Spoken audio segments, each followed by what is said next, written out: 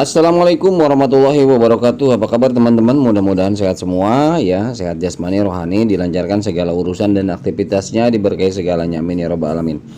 Baik, to the point aja teman-teman. Ini per hari ini tanggal 27 ya Desember 2022. Pagi saya dapat baru tahu entah jam berapa pergantian untuk dashboardnya Pi Network.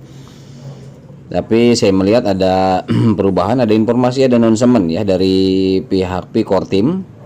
Nah, ini saya sudah ada terjemahannya. Mari kita baca sama-sama dan mempelajari bersama-sama teman-teman ya. Oke, ini Pi 2022 pembaruan akhir tahun ya. Selamat datang di pembaruan teknologi dan produk Pi Network untuk paruh kedua tahun 2022. Sejak Pi Day ya 28 Juni 2022, tim Pi Core telah membuat kemajuan signifikan dalam membangun infrastruktur dan komponen yang diperlukan untuk migrasi mainnet ya, dimana mainnet pertama kemarin sudah ya.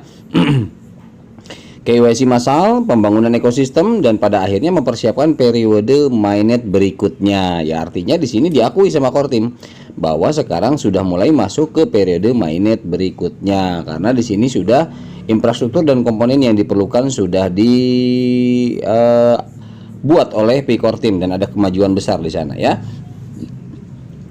Jaringan Pi berada pada titik penting dalam pengembangan enclosed mainnet ya, di mana Pi mampu fokus pada dua prioritas utama, yaitu mengaktifkan KYC massal ya, artinya sudah diaktifkan berarti ya teman-teman ya, sudah diaktifkan, jadi nanti mudah-mudahan semakin normal dan semakin cepat untuk KYC massalnya, dan memberdayakan pembangunan utilitas ekosistem ya, diberdayakan artinya dijaga ya, dirawat sama-sama oleh pionir ya, oleh kita komunitas sebagai komunitas Pi Network. Keduanya merupakan langkah penting maju tujuan kami membangun ekosistem yang layak ya, untuk bersiap-siap open mainnet. Nah ya, kita sedang posisinya bersiap-siap open mainnet teman-teman ya. Makanya kemarin di informasi sebelumnya kan kita ada informasi yang dipantau terus secara intens oleh Huobi teman-teman. Huobi ini adalah exchanger, termasuk exchanger terbesar juga, salah satu exchanger terbesar di dunia ya. Huobi ini global ya, exchanger global teman-teman. Bagi yang belum punya exchangernya ya, aplikasi exchangernya silahkan download, ya masalah. Pembaruan hari ini berfokus pada pekerjaan yang kami lakukan yang relevan ya dan menarik untuk pionir, dan mungkin mengabaikan upaya dan penerapan jaringan Pi yang tak terhitung banyaknya terkait antarmuka, backend, kepatuhan, kesuksesan komunitas, dan perbaikan bug ya, seperti itu. Jadi artinya itu tidak diabaikan, artinya begitu maksudnya, tidak diabaikan juga. Jadi termasuk antarmuka, suksesan komunitas, perbaikan bug dan sebagainya itu tetap dipantau oleh Core Team teman-teman. Kemudian perbaikan proyek kasus migrasi mainnet ya. Ini kita agak panjang teman-teman, nggak apa-apa supaya jelas ya. Jadi saya bantu bacakan, kita coba bahas apa yang kira-kira perlu diperjelas ya, kita perjelas. Migrasi mass mainnet telah dimulai sejak Pi Day 28 Juni ya, artinya migrasi kemarin pertama itu luar biasa ya, karena migrasi termasuk terbesar di dunia, migrasi yang mining menggunakan PON itu sudah dimigrasikan tahap pertama, dan tahap kedua mungkin akan segera ya dimigrasikan sepenuhnya perintis. Sekarang beroperasi di blockchain Pi mainnet dan menggunakan Pi dalam ekosistem Pi berdasarkan pedoman enclosed mainnet. Baca bab white paper di sini katanya gitu. Nah ini ada, biasa kalau misalkan ini kan ada tulisan hijau, tinggal klik aja langsung kita baca white paper ya. Tapi ini karena terjemahan jadi nggak ada biru, warna biru. Dan mereka yang telah menyelesaikan daftar periksa mainnet dapat memigrasi saldo yang dapat dipindah tangankan dari aplikasi ponsel ke alamat dompet mereka di blockchain mainnet ya. Artinya di sini ada yang sudah, kemarin kan ada yang bisa sudah masuk ke available balance ya, dengan durasi berapa lama waktunya dari available balance, teman-teman bisa memanfaatkan ya, bisa langsung digunakan untuk transaksi barter dan lain sebagainya, dan ikut tercatat, itu tercatat di ledgernya Pi Network ya. Pekerjaan yang dilakukan untuk migrasi mainnet adalah 3 hal ya, 3 kali lipat ya. Pekerjaan yang dilakukan migrasi mainnet itu adalah 3 kali lipat. Satu ya, ada 3 jenis lah.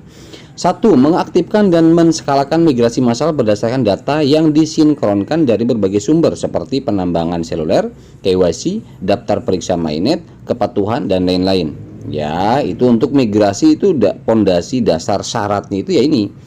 Jadi ada tentunya kita ada hasil penambangan ya, sudah lolos KYC dulu baru ada migrasi. Kemudian daftar periksa mainnetnya yang checklist 1 sampai 7 sudah tercentang ya. Kemudian peraturan kepatuhan, lockup, dan lain sebagainya. Oke, yang kedua, validasi kebenaran dan akurasi migrasi di semua lini termasuk, namun tidak terbatas pada ini ya, tidak, ya, artinya tidak terbatas lah mungkin di sini maksudnya ya. Saldo, kepatuhan, dan pelanggaran kebijakan ya, kembalikan jika perlu mengingat awal mula migrasi ya. Selesaikan masalah dengan migrasi serta pulihkan dan lanjutkan dari jeda. Maksudnya ini validasi kebenaran dan akurasi migrasi di semua lini ya. Artinya mungkin di sini ini ya, saldo yang available balance itu ya. Jadi sesuai kepatuhan per tanggal 14 hari baru masuk, kemudian kepatuhan pada lockup yang sekian. Jadi nggak ada komplain, artinya saya kok nggak masuk semua, kan di lockup ya.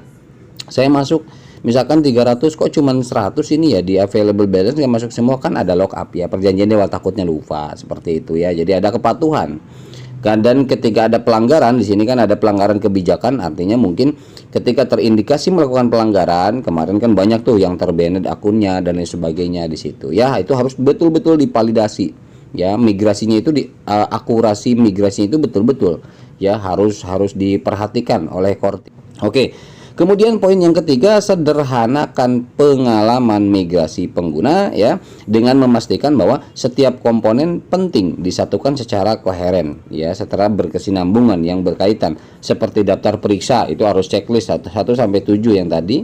Dompet juga harus terhubung, jangan sampai, nah ini perkara dompet banyak yang bermasalah. Dompet mungkin bagi yang belum paham, asal membuat satu, buat lagi 2 kali 3 kali, prasenya nggak disimpan. Akhirnya yang dikaitkan ke aplikasi mining yang pertama itu dompet yang pertama, ketika migrasi masuk ke dompet pertama prasenya nggak disimpan, akhirnya ya hangus sudah, tidak bisa dimanfaatkan gitu, karena prase dompet pertamanya lupa, bukan lupa, mungkin nggak disimpan. Nah padahal itu penting, dan untuk prase ini sendiri di awal bagi pemula mungkin tidak paham bahwa itu adalah fatal, pas prase itu harus disimpan, harus diamankan ya. Mungkin apakah mungkin telat informasi atau apa gitu, ada banyak rekan-rekan kita pionir ya di sana, banyak yang masuk ke dompet pertama migrasinya, sementara yang digunakan saat ini yang aktif adalah dompet yang kedua, alamat wallet yang kedua.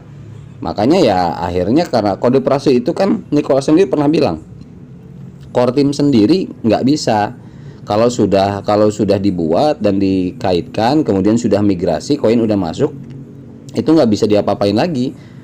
Core Team juga nggak bisa bantu gitu loh, karena memang itu hanya pemilik sendiri yang tahu, yang bisa, kan itu hanya sekali saja, hanya sekali pembuatan, dan itu yang buat kode prase kan bukan Core Team tetapi sistem desentralisasi yang buat. Jadi mereka pun nggak tahu kode prasenya apa kan gitu ya. Ini ya yang jadi problem ya. Kita lanjut, beberapa detail tentang pekerjaan tercantum di bawah ini ya, beberapa detail pekerjaan nih, pekerjaan daripada project kita Pi Network. Hackathon besar dilakukan di universitas terkemuka ya, kemarin sudah ya, di Harvard University, di Stanford University itu diadakan hackathon ya, di beberapa universitas ternama. Dan lebih banyak hackathon direncanakan pada awal Januari 2023 dengan program pasca hackathon lebih lanjut, yang isinya adalah memperbaiki upaya pengembangan hackathon untuk membangun utilitas dan kasus pengguna ekosistem Pi. Lebih banyak hackathon direncanakan mulai 9 Januari nanti ya. Kembangkan lebih banyak program terkait pengembang untuk mendukung pengembang hackathon ya, untuk pengembangan lanjutan. Seperti itu. Jadi di hackathon itu terkumpul daripada pengembang-pengembang platform, pengembang aplikasi, di mana di sana nanti disaring mana yang mendukung utilitas ya, menjadi utilitas pembangun ya, memperkuat utilitas ekosistem Pi Network. Kemudian API tambah untuk App to Pioneers sedang dikembangkan ya, dan akan diluncurkan sebelum akhir tahun atau awal Januari. Nah, di mana kita tahu bahwa API ini adalah salah satu antarmuka ya, sistem antarmuka di mana nanti akan berhubungan dengan platform-platform lain. Ya, tentunya dengan exchanger, dengan wallet dan lain sebagainya. Nah, itu adalah ini sedang dikembangkan dan akan diluncurkan sebelum akhir tahun atau awal Januari. Ini signal juga teman-teman. Karena artinya memang ketika ini arahnya mau berhubungan dengan platform eksternal ya atau utilitas eksternal, ini API harus harus disiapkan, harus diluncurkan API untuk eksternal ya, artinya untuk exchanger ya, untuk wallet-wallet eksternal dan sebagainya, ini harus disiapkan. Kemudian Mainnet Pi SDK launch and improve. Jadi artinya Mainnet Pi SDK itu akan dilaunchingkan dan digabungkan ya. Di sini pembaruan besar yang memungkinkan aplikasi Pi bermigrasi ke Mainnet. Ya, ini pembaruan besar memungkinkan aplikasi Pi bermigrasi ke Mainnet. Artinya di sini berarti sudah ada informasi teman-teman. Pada saat ini saya rekod video dan per hari ini ada info di dashboard aplikasi teman-teman.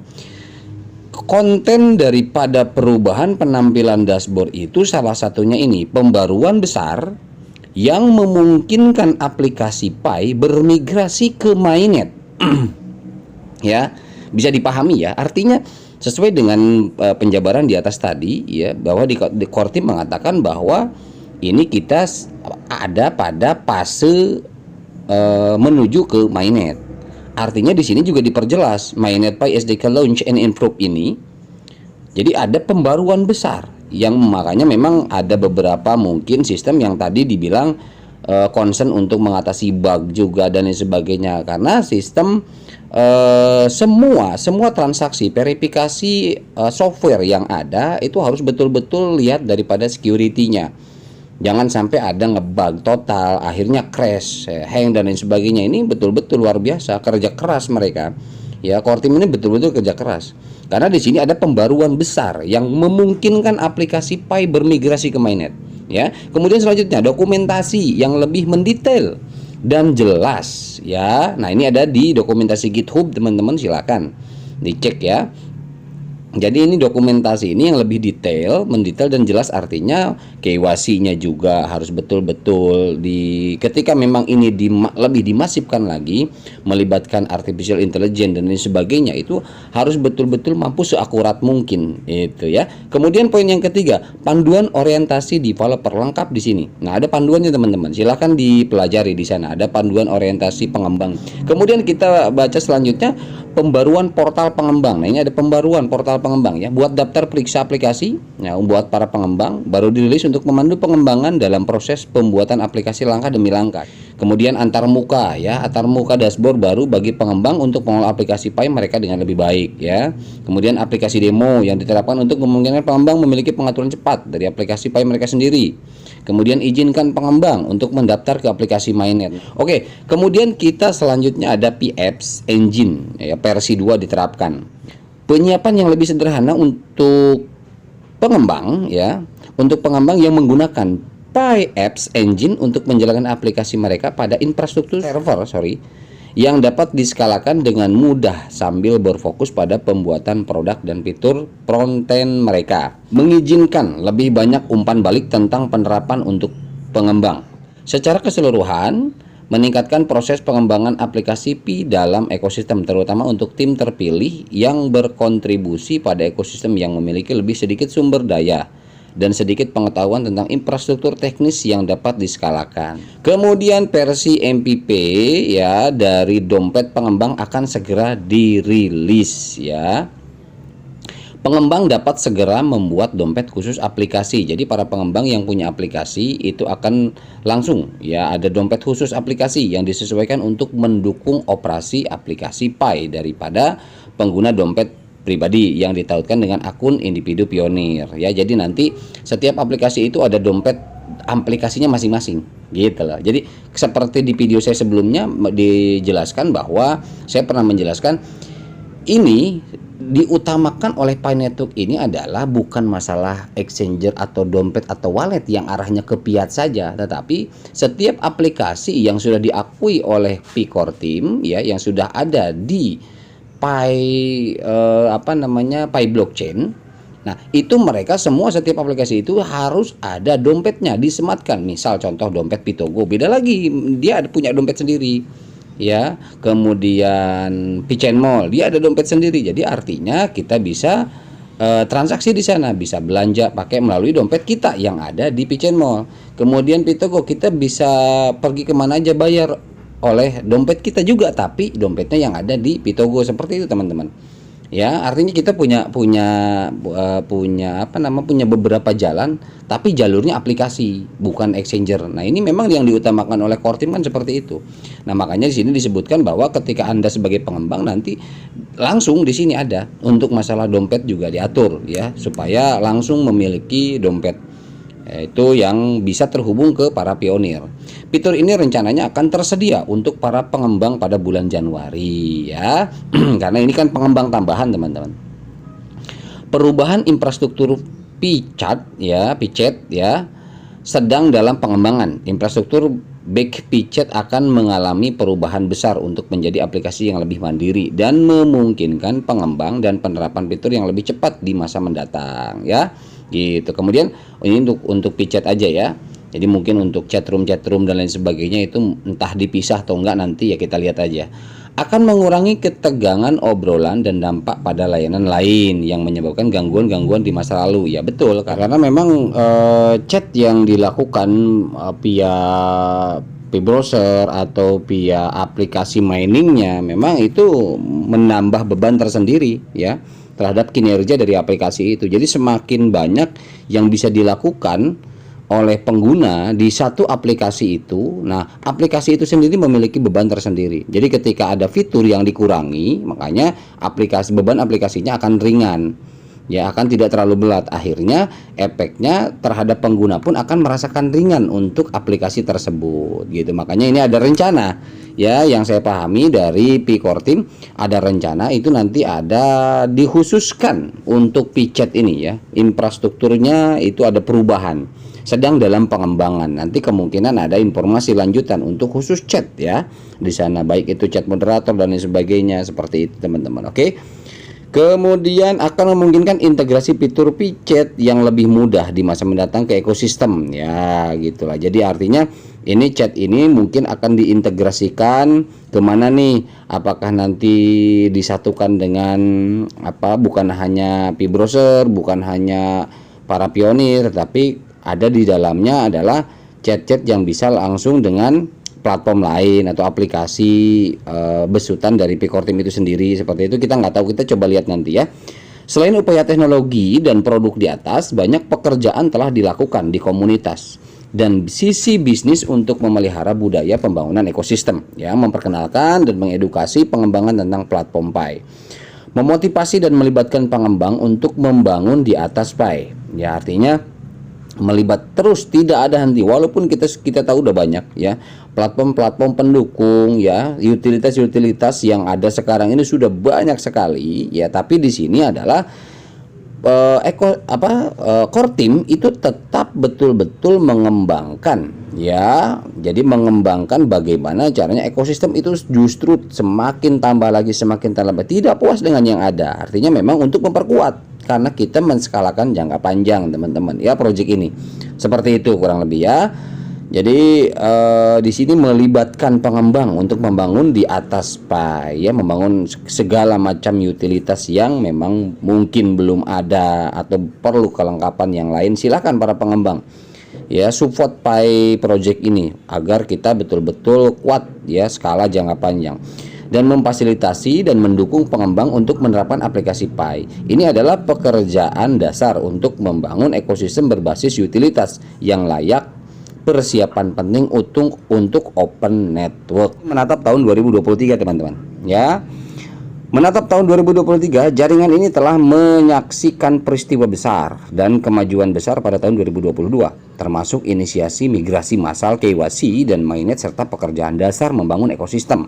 Jelas ya, terutama dalam konteks pergolakan industri yang lebih besar tahun ini. Pi telah menunjukkan keuntungan dari strateginya yang unik dan non-konsensus ya, visi jangka panjang Pi dan fokus pada pembangunan substansi dan utilitas selangkah demi selangkah ya.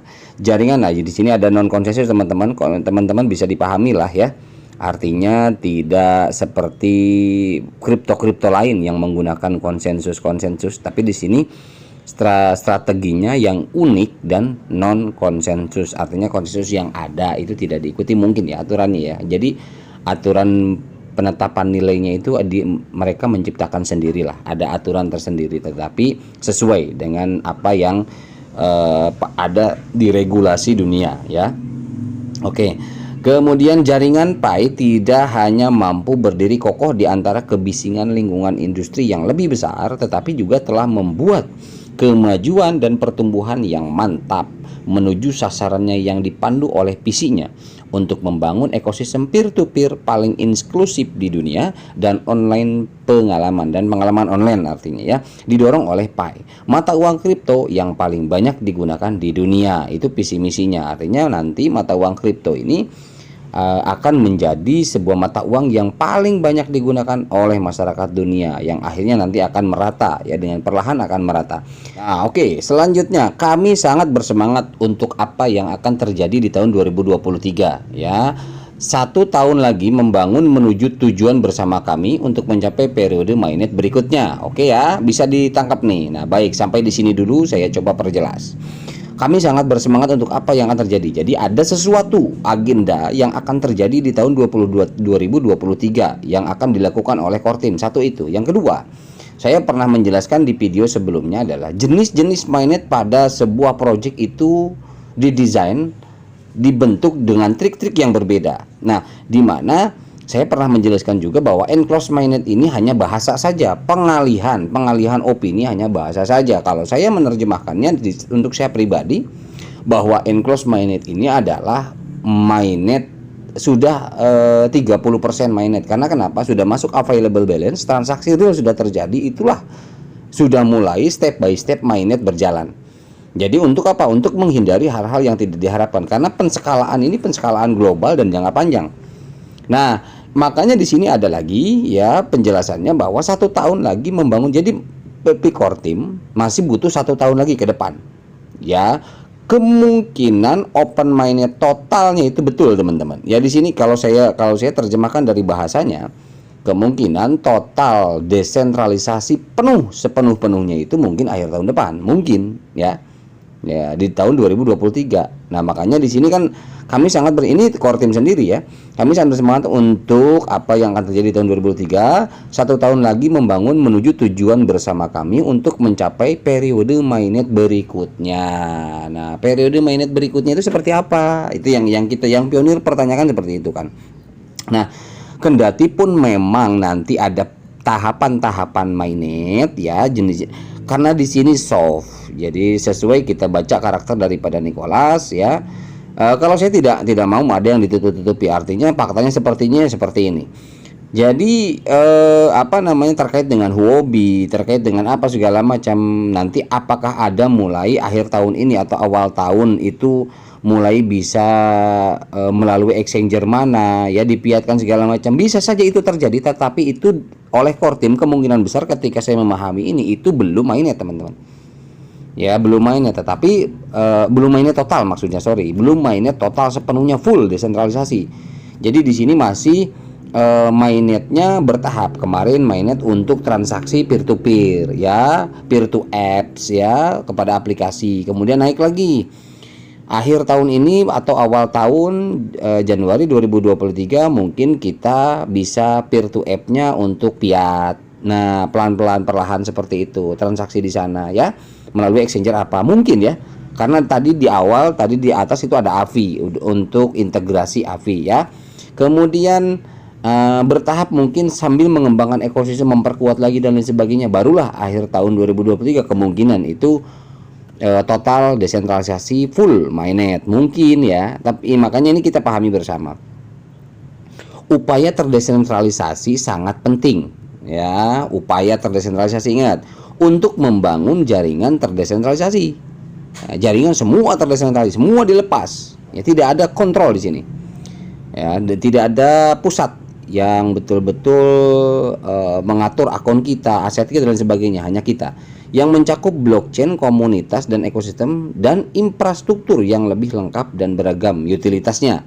Jadi semakin beragam lagi, semakin fitur semakin bagus lagi mungkin ke depannya.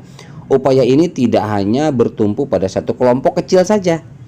Jadi upaya ini tidak hanya bertumpu pada kelompok kecil saja. Ya, jadi artinya gini, ada satu negara yang menekan terus. Ayo open mainnet, ayo di sini kita paling besar dan lain sebagainya. Kita komunitas kita solid dan lain sebagainya. Di sini saya katakan core team luar biasa. Ya, core team luar biasa, kuat dan unjuk gigi teman-teman.